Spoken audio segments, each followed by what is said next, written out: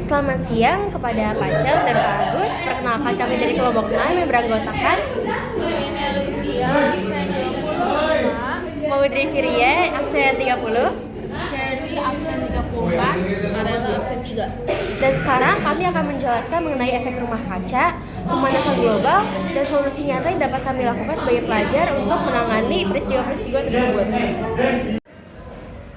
Selama beberapa abad terakhir ini, terutama sejak revolusi industri, manusia melakukan pembakaran bahan bakar fosil, yaitu batu bara, minyak bumi, dan gas alam, deforestasi atau penggunaan hutan, serta praktik pertanian dan industri yang ikut berkontribusi dalam menyumbang gas-gas rumah kaca.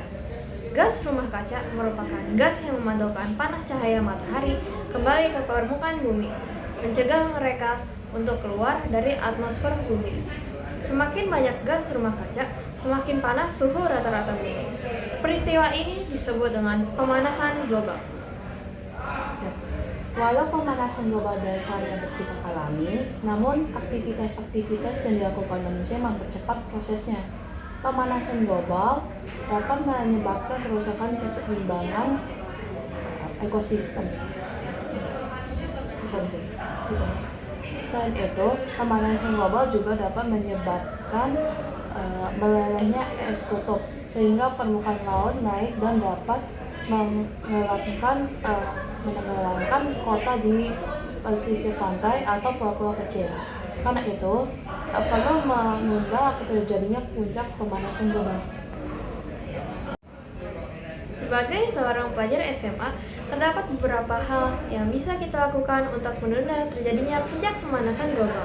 Salah satu cara yang dapat kita lakukan dalam kehidupan sehari-hari adalah dengan menghemat listrik. Matikan lampu ketika tidak digunakan. Begitu juga dengan alat elektronik. Menghemat listrik dapat membantu mengurangi pemanasan global, karena sebagian besar listrik di kita dihasilkan lewat pembangkit listrik yang ditenagai bahan bakar fosil. Semakin banyak listrik yang kita gunakan, semakin banyak bahan bakar fosil yang dibakar, sehingga semakin banyak gas rumah kaca yang teremisi ke udara. Lalu untuk kontribusi yang lebih besar, kita dapat memilih sampah dan melakukan 3R, reduce, reuse, dan recycle.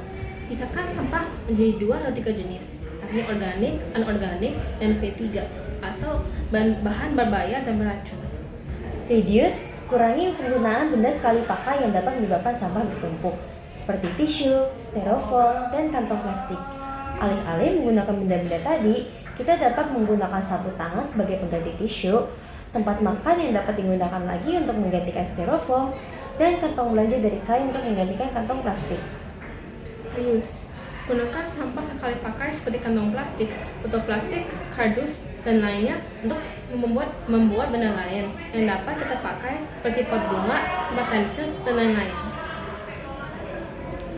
Lalu recycle, olah limbah sekali pakai menjadi barang baru, seperti kertas bekas yang dijadikan bubur kertas, lalu diolah kembali menjadi kertas baru. Sampah organik juga dapat diolah kembali menjadi pupuk kompos.